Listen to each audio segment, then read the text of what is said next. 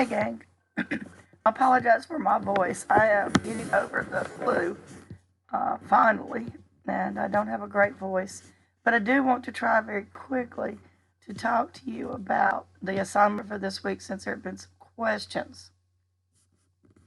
Um, I want to talk to you really quickly about this assignment. So, what it says to do is prepare, review resources, and identify a clinical issue of interest that can form a basis of clinical inquiry.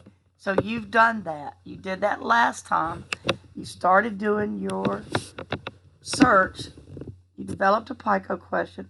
So you've done parts of this. That's why it's a background. Develop a PICO question to address the clinical issue of interest for the assignment. Again, use the topic that you've been searching. Don't start over unless you just can't find anything and absolutely have to. You want to be able to keep using and build on what you've already done.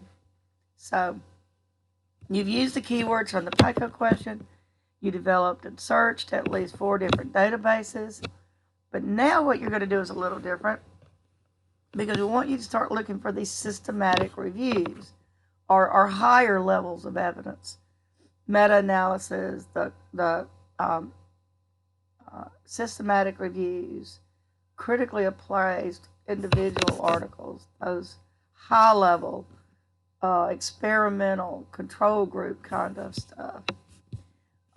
It won't necessarily address all the elements of your PICO question, so do the best you can in terms of the most important concepts to search to get the most detailed and specific information that you can. Okay, so the assignment then is to create a 6 to 7 PowerPoint presentation that describes your chosen clinical issue of interest. You've been working on that, right? How you developed your PICO question, focused on your chosen clinical issue of interest. Do you see, if you start over and pick a new PICO question, you got to start over with all of this information. And as it is now, you can use what you got. Identify the 4 research databases that you use. Use your APA and show the citations. Describe the level of evidence in each of the articles that you selected. Included an explanation of the strengths of using a systematic review in the case of each study. Be specific and show examples as you do this. All right. This is due on Sunday. I wanted to go over to the rubric. Let me see if it'll let me do that here. Look at the rubric detail. You are looking at part 3, advanced levels of clinical inquiry and systematic reviews. You need to clearly identify and describe the chosen clinical issue of interest. You must use statistics to do that. 75% of all patients in hospitals have bed sores. Cite a source for that. So you will need sources, probably in addition to the 4 you're finding. You may need additional sources. Describe in detail the PICO question. Make sure you're studying this as a question then that has all the elements. Accurately identify 4 or more research databases used to conduct a search for the peer-reviewed articles you selected. If you're using Google and you're searching the internet and you've got articles that don't have authors or dates or whatever, they're not peer-reviewed, I can tell you. So be sure that you're finding the correct kind of article.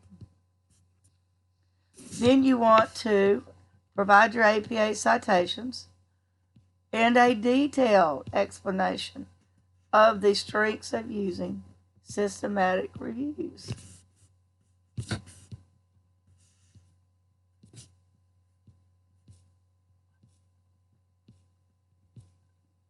Include examples that fully support the research.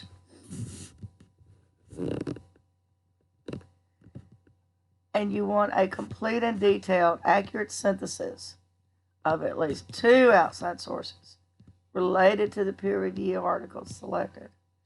Integrate at least 2 or 3 course-specific resources. So that's important. This time we'll be looking at, and in this case you have 4 studies. So in actuality you need 4 outside resources that should be cited, should be used, in addition to 2 or 3 course-related resources that support what you're doing. Okay?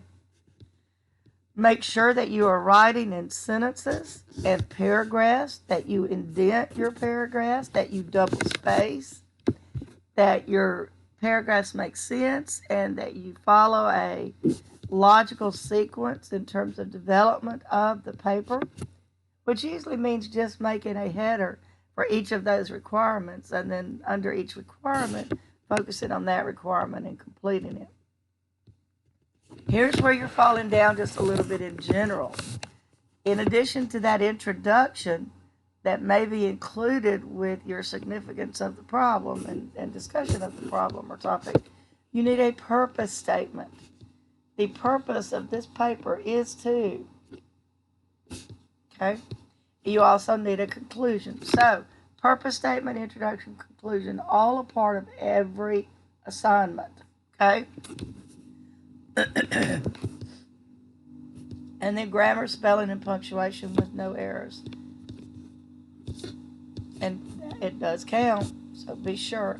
APA is up at the top. It's part of all the big one there. So APA is important, as well as written expression and formatting, English, grammar, spelling, punctuation. Make it readable. Make it understandable. Okay? If there are questions, let me know. Like I said, I think the bottom line, several people have asked, can we change? You can change. Now's the time to do it, I guess. But if you don't have to, don't. Because then you have to start over with all of your searching and your topic, your significance, the description of the topic. Then you have to start over. And so I suggest that you don't. If you don't have to. But let me know, and we can work on that if we need to. Okay? All right, great. I hope this helped.